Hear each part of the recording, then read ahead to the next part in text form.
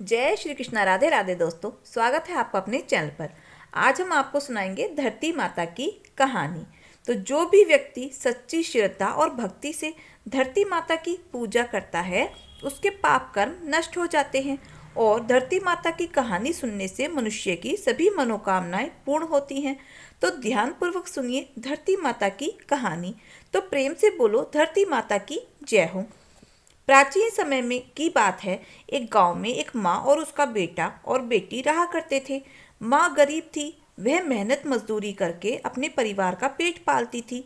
धीरे धीरे समय गुजरता गया, बच्चे भी बड़े होने लगे, बेटी शादी योग्य हो गई। तब माँ बूढ़ी हो चली थी और बीमार भी रहती थी। तो एक दिन उसने अपने बेटे को बुलाकर कहा, बेटा तेरी बहन शादी योग्य हो गई है, इसलिए तेरे जैसा घर और तेरे जैसा वर देखकर उसकी शादी कर देना। इस पर बेटे ने कहा, ठीक है माँ, आप चिंता मत करो, जैसा आपने कहा है मैं वैसा ही करूँगा।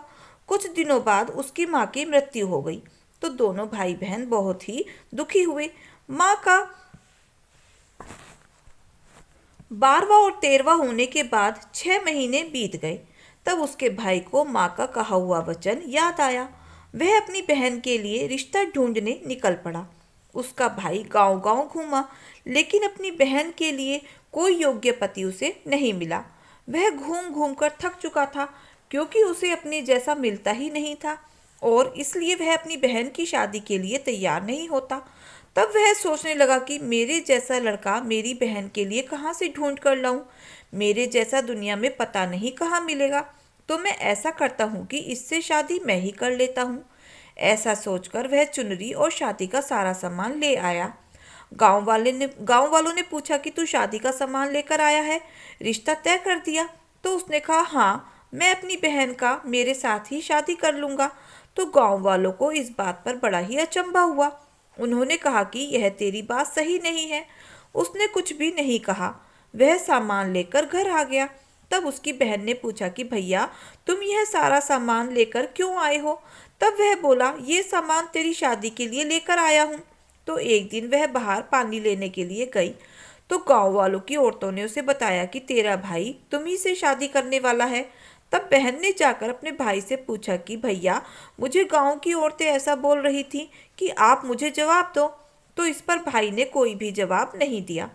तब उसकी बहन समझ गई कि गांव की औरतें सच कह रही थी, तो उसे बहुत ही दुख हुआ।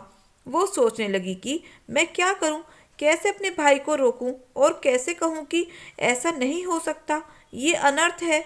उसने काफ़ी सोच विचार के बाद एक लोटे में जल लिया और वो चुनरी ली और चप्पल पहनकर जंगल की तरफ चली गई। जैसे ही वो जंगल से गुजर रही थी तो जंगल में एक गाय चराने वाले ग्वालों ने उससे पूछा कि बहन, तुम कहाँ जा रही हो? तो वह कुछ भी नहीं बोली। वह वन में जाकर बड़े ही करुण हृदय से माता को पुकारने लगी और बोली, हे धरती माँ, अब तुम ही मेरी लाज रखना, वरना अनर्थ हो जाएगा।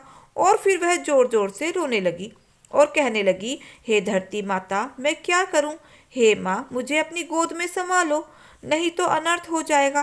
तो धरती माता उस लड़की की करुण पुकार सुनकर एकाएक फट गई। जैसे ही लड़की ने धरती को फटा हुआ देखा तो उसने एक तरफ लोटा, चुनरी और चप्पल रख दिए और वह धरती की आहोश में जाने लगी। उधर उसको घर पर ना पाकर उसका भाई बड़ा ही परेशान हुआ। काफी देर इंतजार करने के बाद उसे ढूंढने के लिए निकल पड़ा। तो वह ढूंढता ढूंढता जंगल में चला गया और वहां जाकर ग्वालों से पूछा कि क्या आपने मेरी बहन को देखा है? तो ग्वालों ने बता दिया कि तेरी बहन उस तरफ गई है। तो उसका भाई बहन बहन पुकारता हुआ उसी तरफ दौड़ता रहा। तब उसने अचानक से देखा कि उसकी बहन तो धरती में समा रही है।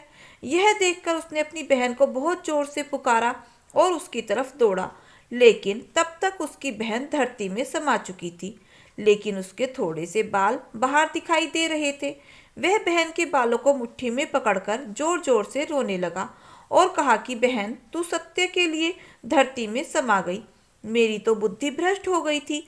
माँ ने कहा था कि तुम अपने जैसा वर ढूंढकर अपनी बहन का विवाह कर देना। माँ का वचन निभाने के लिए मेरे जैसा वर मुझे नहीं मिला, इसलिए मेरे मन में ऐसा विचार आया। ऐसा बोलकर वह जोर जोर से रोने लगा, लेकिन धरती माँ ने सत्य के लिए अपनी बेटी को अपनी आहोश में ले लिया और जो बाल बाहर थे वो दूर्वा घास बन गए। इसलिए आज भी औरतें हर महीने में पूजा पाठ में जब धरती माता की कहानी सुनती हैं, कोई भी कहानी सुनती हैं, तो उसके साथ हाथ में दूर्वा घास लेती हैं। कहानी सुनने के बाद में चुनरी, चप्पल, लोटा और एक बर्तन में हरी मूंग डालकर कुंवारी कन्या को दे देती हैं। तो प्रेम से बोलो धरती माता की जय हो। एक गांव में एक भाई बहन रहते थे। दोनों की शादी हो गई। बहन तुलसी माता का नित्य नियम करती थी। एक दिन भाई बहन से मिलने गया। उस समय बहन नहा धोकर तुलसी माता को सींचने जा रही थी।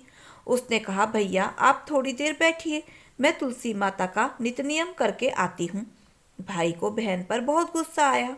उसने सोचा कि मैं बहन से पहली बार मिलने आया हूँ और यह तुलसी नित्य नियम करने जा रही है। भाई ने कहा, बहन तुम आराम से तुलसी पूजन करो, मैं घर जा रहा हूँ। भाई गुस्से में आकर अपनी बहन को 10 पैसे दे देता है और अपने घर आ जाता है। बहन ने 10 पैसे उठाए और सोचने लगी, मेरा भाई इतना अमीर है फिर भी 10 पैसे ही दिए, अगर कुछ और दिया होता तो मैं घर का कुछ सामान ले आती। यह सोचते सोचते तुलसी क्यारे के पास बैठ गई। वहीं पर 10 पैसे रख दिए। तुलसी सींचने लगी और वहीं बैठकर कथा कहानी कहने लगी। बहन 10 पैसे उठाना भूल गई। फूल पत्ती से वह 10 पैसे मिट्टी में दब गए। कुछ दिनों के बाद उस तुलसी के पौधों के जो बीज थे उसमें से हीरे मोती झड़ने लगे। बहन हीरे देखकर बहुत खुश हुई। तुलसी माता की कृपा से बहन के पास भी खूब धन धान्य हो गया। वह सुखी जीवन जीने लगी। तो हे तुलसी माता, जैसे आपने अपने भक्तों पर उस बहन पर कृपा करी, वैसे ही अपने सभी भक्तों पर अपनी कृपा बनाए रखना। तो प्रेम से बोलो तुलसी माता की जय हो। एक गांव में एक सेठानी रहती थी। वह तुलसी माता का नित्य नियम किया करती थी। रोज तुलसी सींचती, दिया लगाती। तुलसी माता की कृपा से सेठानी को एक बेटी पैदा हुई। सेठानी तुलसी माता में अत्यधिक प्रीति रखने के कारण अपनी बेटी का नाम भी तुलसी ही रख देती है। सेठानी की बेटी तुलसी धीरे धीरे बड़ी होने लगती है। अब वह दूध रोटी खाने योग्य हो जाती है।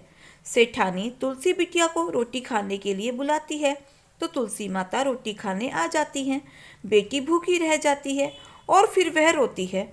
कुछ दिनों के बाद सेठानी को पता चला कि उसकी बनाई हुई रोटी तुलसी माता खाती हैं। बस फिर क्या था, सेठानी तो बहुत खुश हुई और पूरे मोहल्ले में बताकर आ गई कि उसके घर तुलसी माता रोटी खाने आती हैं। अब तो सेठानी को धीरे धीरे घमंड हो गया, उसके घर तुलसी माता रोटी खाने आती हैं। इस बात से तुलसी माता क्रोधित हो जाती हैं और सेठानी को श्राप देती हैं। अब तो सेठानी किसी भी तुलसी क्यारे के पास जाती तो तुलसी माता सूख जाती। गांव की स्त्रियां उसे अपने घर आने से मना करने लगीं। अब सेठानी को बड़ा ही पछतावा हुआ और वह तुलसी माता से रो रो कर क्षमा मांगने लगी। तुलसी माता उसे क्षमा कर देती हैं और कहती हैं, अब मैं तेरे घर रोटी खाने नहीं आऊंगी। अब तुम स्वयं तुलसी पत्ते को अपने खाने में डालना। अब सेठानी खाना बनाती और तुलसी पत्ते को भोजन में डालती, ठाकुर जी को भोग लगाती। तुलसी माता की कृपा से सेठानी का घर अन्न धन से भर गया। तो हे तुलसी माता, जैसे आपने उस पर कृपा करी वैसे ही अपने सभी भक्तों पर अपनी कृपा बनाए रखना। तो प्रेम से बोलो तुलसी माता की जय हो। तो दोस्तों, अगर आपको हमारी कथा कहानी अच्छी लगी हो तो प्लीज़ वीडियो को लाइक, शेयर और सब्सक्राइब अवश्य करना। मिलते हैं फिर नई कथा कहानियों के साथ। धन्यवाद।